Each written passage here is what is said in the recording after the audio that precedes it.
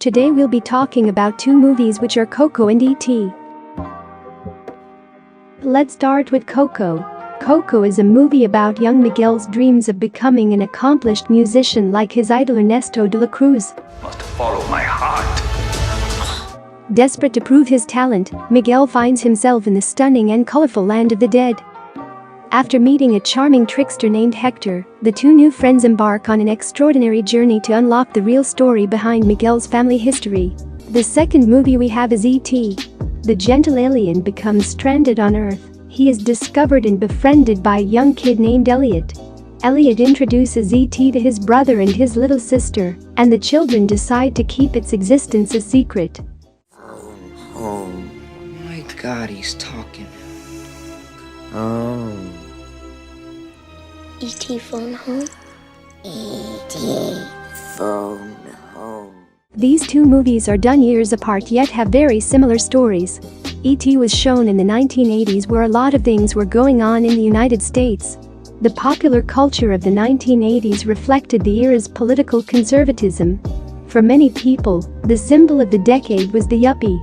A baby boomer with a college education, a well-paying job, and expensive taste. They were successful, but they weren't happy. In fact, in the 1980s, broken marriages became a common theme amongst society. Also, many women were choosing to remain single to focus on their careers, which resulted in many single-parent families. So one important factor that we can say that differentiates Coco and ET is their rating. And we can definitely see the culture in the time of ET and the time that Coco was made, because if we dive in deeper, both are actually rated PG or parental guidance. We can agree that ET does have more mature content. In the opening, we get to see one of the teenagers have a cigarette on the table.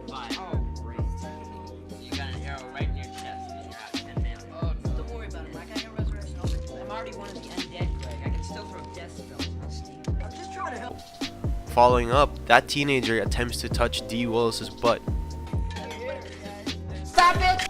And we even have profanity coming from a little kid like Elliot. Brickon. There's nothing like that, penis breath! Elliot! Now we have Coco. So, we have what? Strict family member? No music! No music! No music! I guess we have the theme of death, but it's in the form of skeletons, and they're actually nice people and do not come off as threatening. And sure, we have poisoning, the dead still dying, and other things that we can consider as something mature, but the way it was presented is still relatively safe for kids. The culture in United States in the 1980s was mirrored through E.T., with Elliot having divorced parents as well. Elliot, the kid whose father is off in Mexico with a girl named Sally, starts to believe that a male figure really wants to take care of him, which happens to be E.T. I'll be right here. Coco also tackles an aspect on family wherein Miguel feels at lost with his own, because they do not accept him playing music when it is his dream. They believe this because his grandma's dad left them because he was a musician, which left them with ill thoughts about music. Miguel! Abuelita! What are you doing here? You leave my grandson alone! Doña, please! I was just getting a shine! I know your tricks, Mariachi. What did he say to you? He was just showing me his guitar. Shame on you! No music! No music! No music! I think we're the only... Both movies are catered towards children and families.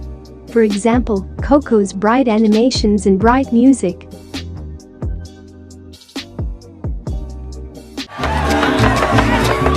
Not bad for a dead guy. Not so bad yourself, gordito.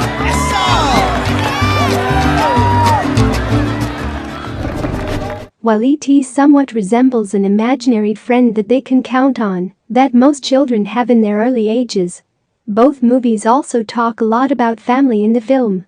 In E.T., the image of divorce shown with Mary and the kids leaves more things unspoken, but we get their troubles.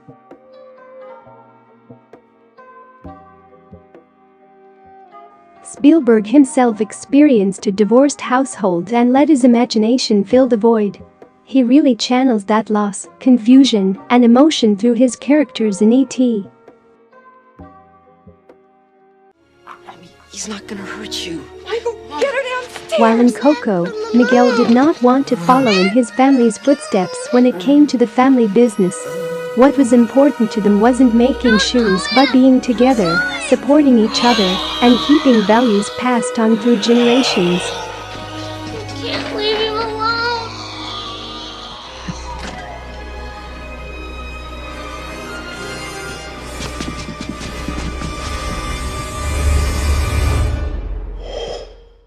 While in Coco, Miguel did not want to follow in his family's footsteps when it came to the family business. What was important to them wasn't making shoes but being together, supporting each other, and keeping values passed on through generations. Flower Bridge! Aw, I don't know what I'd do if no one put up my photo. Next. Oh, Camilo, it's our turn. Welcome back, amigos. Anything to declare? As a matter of fact, yes. Hola. Another thing in common with both films is the value of friendship. In E.T., it doesn't matter if the friendship is between a human and an alien. The connection between Elliot and E.T. is special. Their bond, among other things, is about helping each other and putting away fears of differences. Compared to other child friendship scenarios and evil adult characters in other films, the adults in this movie aren't evil, and, by the end, respect Elliot's bond with E.T., even they see it as a beautiful thing.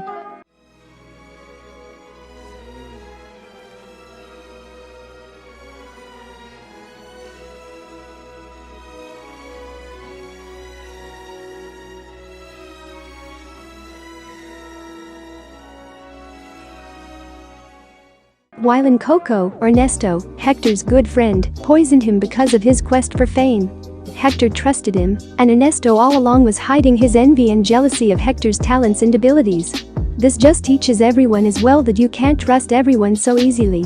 Sometimes your friends aren't exactly wishing well for you even if you wish well for them. I thought it was just bad luck. I never thought that you might have. Security! You took everything away from me! Both movies also delve into the topic of not judging a book by its cover. In Coco, everyone judges Hector and never gives him the opportunities he deserves. Ernesto cheated his way to the position that Hector should have been in. Not everyone gets the recognition they deserve. People should be willing to learn about someone that defines them more than their status.